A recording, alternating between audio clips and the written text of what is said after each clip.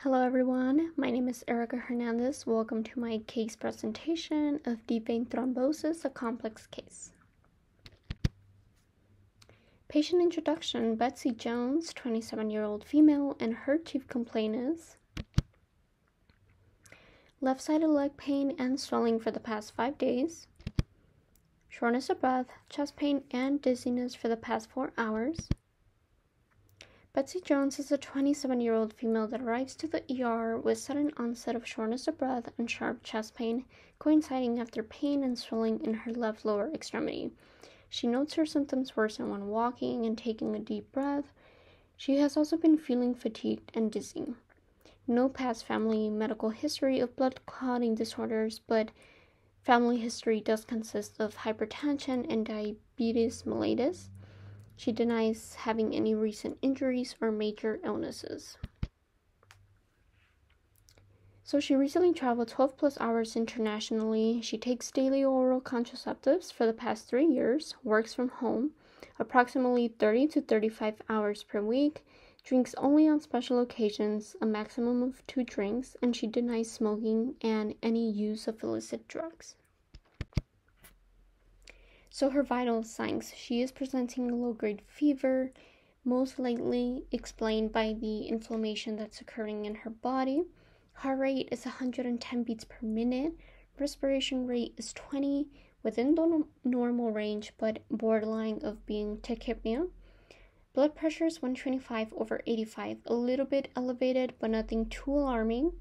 Her oxygen levels is 95% on room air, and her weight is 125 pounds. Now her review of systems: cardiovascular normal S1 and S2 sounds. She's presenting tachycardia, but no arrhythmia or murmur. Respiratory: shortness of breath, chest pain, normal oxygen levels, and no cough. Musculoskeletal: she's presenting localized pain and swelling in the left calf, some warmth to the calf, once again explained by the inflammation. And for neural, she is dizzy and no syncope, so she's not feeling faint. For the clinical signs and symptoms of DVT, it's going to present with leg pain, leg swelling, redness, dilated superficial veins, and as for a pulmonary embolism, you're going to see shortness of breath, chest pain, cough with or without hemoptysis, so spitting up blood, and dizziness and syncope. And I also provided this helpful little picture where she is presenting all the signs, such as the McKelly sign, low-grade fever, Mahler sign, increased heart rate, and the Holman sign, which is triggering pain with dorsiflexion of the foot. Also, you see a lot of the skin changes with swelling, pitting edema, discoloration. In her case, it's redness and the leg tenderness, and you also can get some collateral superficial veins. So with diagnosing DVT and a pulmonary embolism, we use the Wells criteria as a pretest probability of how likely it is to develop into a pulmonary embolism. So you take into account all the clinical features and you add up the points, and if it's greater than 4, it's most likely a pulmonary embolism. If it's less than 4, then it's not likely to be a pulmonary embolism. So what were the factors? International air travel and prolonged immobility, work from home job. Some would say that this is a sedentary lifestyle with doing 30 to 35 hours per week in a seated position, and daily oral contraceptives for the past 3 years. What was her Wells criteria score? A total of 7.5. She's showing the clinical signs and symptoms for DVT, which counts for 3. Another 3 for PE because of the chest pain and shortness of breath, and 1.5 for a heart rate that's greater than 100 beats per minute. So she is at a moderate risk for developing deep vein thrombosis and or pulmonary embolism. So we're diagnosing beyond the Wells criteria, we're going to look at the past medical history, do a thorough physical examination, do a chest x-ray and ECG for differential diagnosis, anything cardiovascular related. And for imaging, we're going to do an ultrasound of the lower extremity, a D-dimer blood test, contrast venography, CT venography, and for the lungs, a CT pulmonary angiogram. So her labs, her CBC, her white blood cell count is a little bit elevated due to the inflammation and a fever, and her D-dimer does show a clear indication that she's showing a DVT, a blood clot formation in her veins.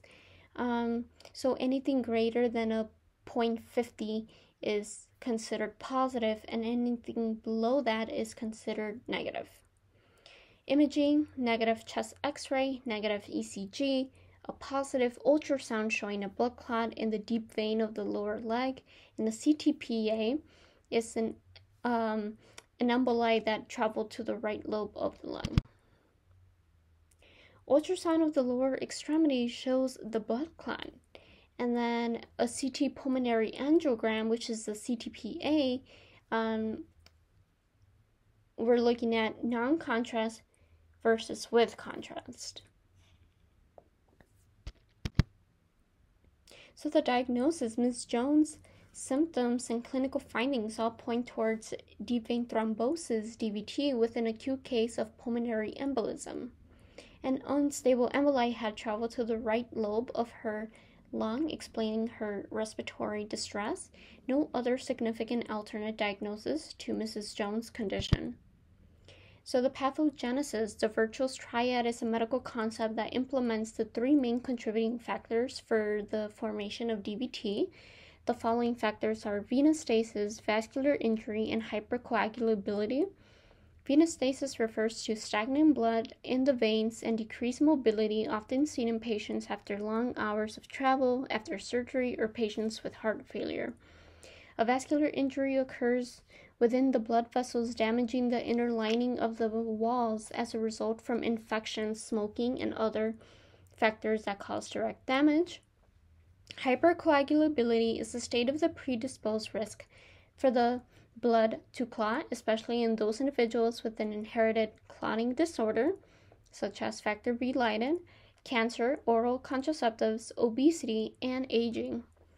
A pulmonary embolism is a complicated case derived from DVT when a blood clot from the lower extremities has broken off and traveled to the lungs. And here's a more clear picture of the Virtuous Triad that you can look at. The epidemiology: men after the age of 45, women in the reproductive age, immobilization, obesity, thrombophilia, oral contraceptives, hormone replacement therapy, cancer, and people with a deficiency in protein C, protein S, or factor V Leiden. And here I have a more clear picture of the risk factors for blood clots.